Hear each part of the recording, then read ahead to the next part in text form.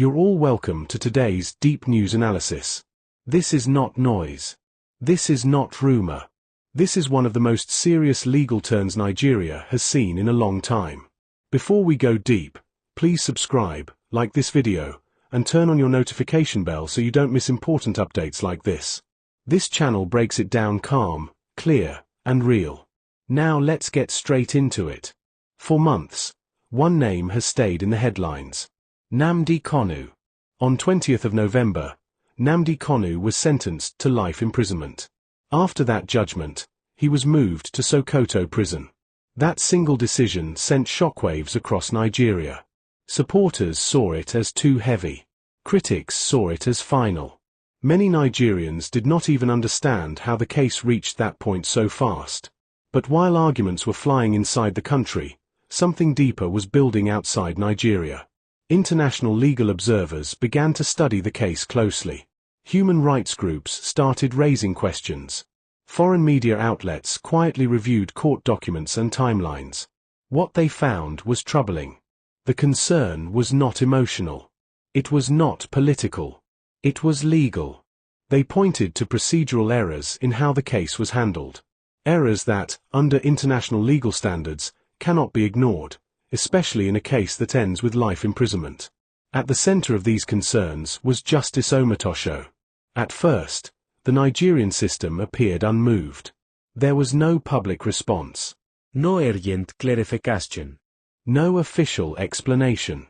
But pressure does not always come with noise. Sometimes, it comes with persistence. Letters were written. Formal complaints were filed. Legal bodies abroad began to ask Nigeria direct questions.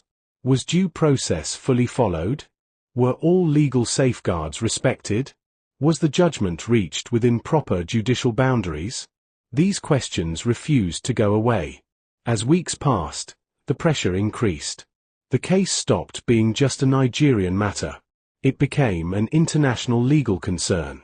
This is where the situation changed. Quietly, but firmly, the High Court began moves to review the Kanu case. This review is not a favor. It is not mercy. It is a response to sustained global scrutiny. In legal terms, a review means the system is admitting that something may not have been handled correctly. And that alone is significant. Because in Nigeria, life sentences are rarely questioned once passed. Even more rare is a review driven by external legal pressure. But this case is not ordinary.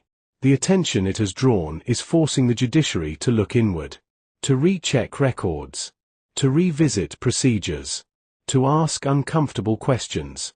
And those questions point back to the same issue, judicial error.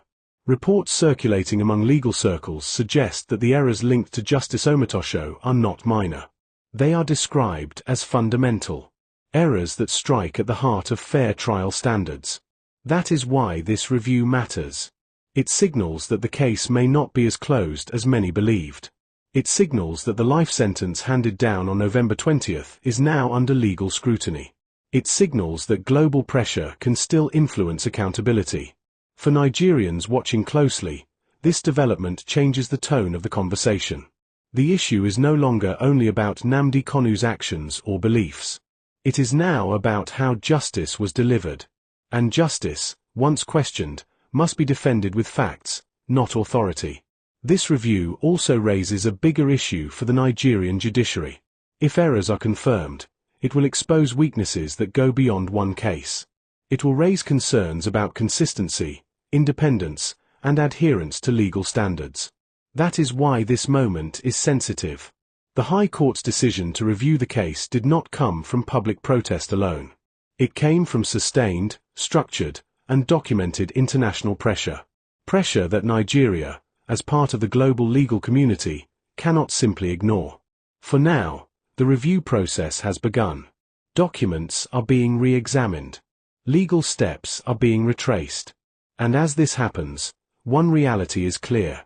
The wall that once seemed solid around this case is no longer unbreakable. What follows next will determine not just the future of Nnamdi Kanu's sentence, but the credibility of the system that delivered it. Let's be very clear about what pushed this case into dangerous territory. This review is not happening because of public sympathy. It is happening because of legal red flags that refuse to disappear. At the center of the storm is Justice Omotosho and the way the case was handled under his authority. According to growing legal opinions, the problem is not one single mistake. It is a chain of decisions that, when examined together, raise serious concerns. Legal experts have pointed to procedural lapses that may have violated established judicial standards. These include how evidence was treated, how objections were handled, and how the final judgment was delivered. In a normal criminal case, errors can sometimes be corrected quietly. But in a case that ends with life imprisonment, there is no room for shortcuts. International legal observers insist that every step must meet strict standards. Anything less becomes a liability. One of the major concerns raised is the issue of fair hearing. The principle of fair hearing is not optional. It is the backbone of any credible justice system. When questions arise about whether that principle was fully respected, the judgment itself becomes vulnerable. Another issue being examined is judicial discretion. Judges are given wide powers, but those powers are not unlimited. They must be exercised within the boundaries of the law. Critics argue that in this case, discretion may have crossed into excess. This is where Justice Omotosho's role comes under intense focus. Legal documents circulating among professional bodies suggest that some rulings were made without adequate legal grounding. Others are said to have ignored established precedents. If these claims are upheld, they do not merely weaken the judgment. They damage confidence in the court. That is why the consequences being discussed are severe. Within legal circles, there is growing talk that Justice Omotosho could face a life ban from judicial service if the errors are confirmed. A life ban is not a punishment handed out lightly. It means the system has concluded that the conduct was incompatible with judicial responsibility. Such a step would send a strong message across the judiciary. It would mean that errors, especially in high-profile cases, carry real consequences. This is why the review process is attracting so much attention. The High Court is not only reviewing the outcome, it is reviewing the process. Every ruling, every procedural step, every legal justification. And this level of scrutiny is rare. In Nigeria, judges are traditionally shielded by institutional respect. But global pressure has changed the balance. Foreign legal bodies are watching closely. Human rights organizations are monitoring developments. International media outlets are waiting for the outcome. This external attention has made it difficult for the system to treat the issue as routine. It has also raised the stakes for the judiciary. If the review confirms serious errors, it will not only affect Justice Omotosho. It will raise questions about oversight mechanisms within the legal system. Who checks the checker? Who corrects the court? These are uncomfortable questions, but they are now unavoidable. The argument from legal experts is simple. A justice system that cannot correct itself loses credibility. That is why the High Court's willingness to review this case is being described as a critical moment. It shows that judicial authority is not absolute. It shows that accountability still matters. For supporters of Nnamdi Kanu, the focus is on what these errors mean for his life sentence. For critics, the focus is on whether the law was properly applied. But beyond both sides lies a deeper issue. If a judge can make errors of this magnitude in such a serious case, the implications go far beyond one individual. This is not about emotion. It is not about political alignment. It is about whether the justice system can withstand scrutiny, both local and global. As the review continues, the findings will determine not only the fate of the judgment but also the professional future of Justice Omotosho. And once those findings are made public, their impact will be felt across the entire legal landscape. This development has shifted the conversation from opinion to consequence. What is happening now goes beyond courtroom debate. It touches the core of Nigeria's justice system and how it is seen by the world. For Nnamdi Kanu, the High Court review represents a legal opening that did not exist before. A life sentence is meant to be final. Once it is passed, the expectation is closure. But a review means the system itself is asking whether that closure was reached correctly. This does not mean automatic freedom. It does not mean the charges disappear. It means the process is being tested against the law. That distinction is important. If the court finds that the procedure was flawed, the implications are serious. A life sentence cannot stand on a broken foundation. Legal analysts note that international attention has played a major role in bringing the case to this point. Nigeria is a signatory to multiple global legal agreements. Those commitments carry expectations. When a case draws global concern, silence becomes difficult. Response becomes necessary. This is why the review is being treated as more than a routine legal exercise. For the judiciary, the situation is delicate. Courts depend on public trust. They function on the belief that judgments are reached fairly and independently. Once that belief is shaken, restoring it becomes a challenge. The scrutiny surrounding this case has forced a wider examination of judicial conduct. It has reopened debates about transparency, accountability, and internal oversight. If errors are confirmed, corrective action will be unavoidable.